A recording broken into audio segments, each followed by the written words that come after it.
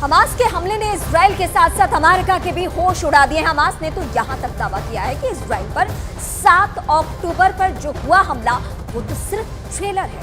अभी पूरी पिक्चर दिखाना बाकी है। हमास ने यह दावा किया है कि उसके पास रॉकेट और मिसाइलों की कोई कमी नहीं है और अगला हमला नेतन्याहू की पट के छक्के छुड़ा देगा।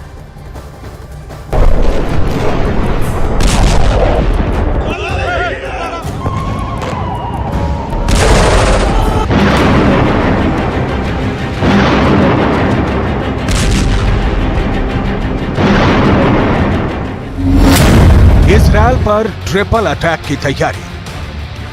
गाजा पट्टी की तरफ से हमास ने जिस तरह से 7 अक्टूबर को जमीन, आकाश और समंदर के रास्ते हमले किए हैं, उसने पूरी दुनिया को हैरान कर दिया है।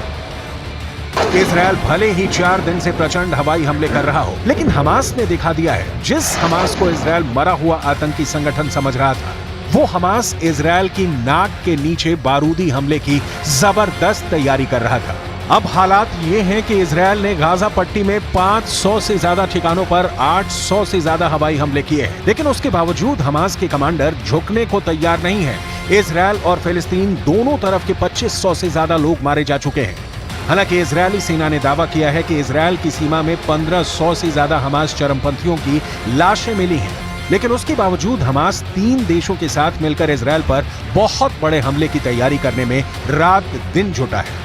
मोसाद का अलर्ट, ईरान, सीरिया, मिस्र करेंगे हमला। खुद इजरायल की टॉप खुफिया एजेंसी मोसाद ने इजरायली प्रधानमंत्री बेंजामिन नेतन्याहू को क्लियर कट इनपुट दिया है कि हमास के साथ 3 और देश मिलकर इजरायल पर कभी भी हमला कर सकते हैं। पश्चिमी मीडिया को खुफिया अधिकारियों से जो जानकारी मिल रही है वो वाकई दिल दहला देने वाली है। मोसाद की रिपोर्ट के मुताबिक इजरायल जिस तरह से हमास का पूरी तरह से सफाया करने की कोशिश कर रहा है, उससे हमास के चरमपंथी और उसको समर्थन देने वाले देश बौखला गए हैं। इजरायल दिन और रात लगातार हवाई हमले गाजा पट्टी में कर रहा है। 21 लाख की आबादी वाले गाजा में इस वक्त हर घंटे इमारतें और हमास के ठिकाने तबाह हो रहे हैं, लेकिन इस बीच मोसाद का दावा बेहद डरावना है।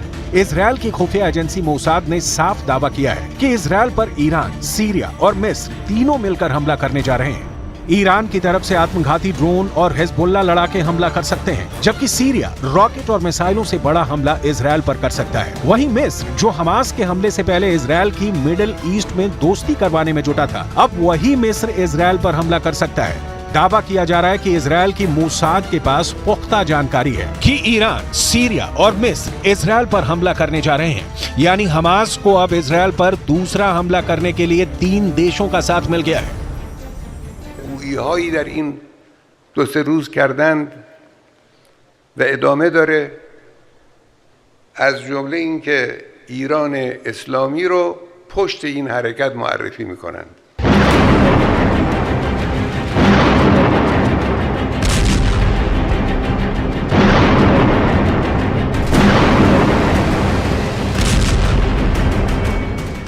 इधर हमास ने ऐलान कर दिया है कि हमास का ऑपरेशन अल अक्सा फ्लड इजरायल के खिलाफ तब तक चलता रहेगा जब तक कि हमास इजरायल को हरा नहीं देता।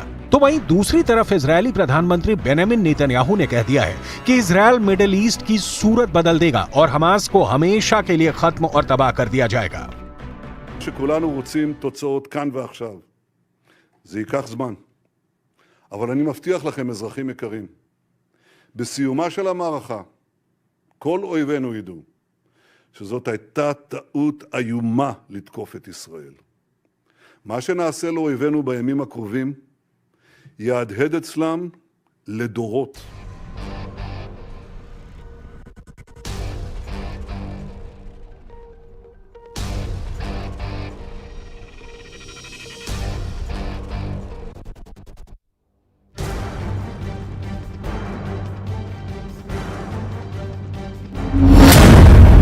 गाजा में खूनी गदर, लंबी जंग को तैयार हमास। इजरायल पर हमास के हमले से जुड़ा एक और बड़ा खुलासा हुआ है। अमेरिकी मीडिया वॉल स्ट्रीट जर्नल ने हमास और हिजबुल्लाह के सीनियर अधिकारियों के हवाले से अपनी रिपोर्ट में दावा किया है कि ईरान के सुरक्षा अधिकारियों ने इजरायल पर हमले की प्लानिंग में हमास की मदद की थी। इसके बाद उन्होंने 2 अक्टूबर को बेरूत में एक बैठक में हमले के लिए हरी झंडी दे दी थी, जिसके बाद हमास ने इजरायल पर 7 अक्टूबर को 7,000 रॉकेट से एक साथ हमला कर दिया था। इधर लेबनान के संगठन हिजबुल्ला ने अमेरिका को धमकी दी है और कहा है कि अमेरिका ने अगर सीधे तौर पर जंग में दखल दिया तो वो मिडिल ईस्ट में अमेरिकी ठिकानों पर हमला कर देंगे। हिजबुल्ला ने अमेरिका को धमकी देते हुए कहा है कि फिलिस्तीन को यूक्रेन मत समझ लेना। वहीं दूसरी तरफ गाजा पट्टी में हमास चरमपंथियों के खिलाफ इजरायल ने जमीन और आकाश से पूरी ताकत लगानी शुरू कर दी है।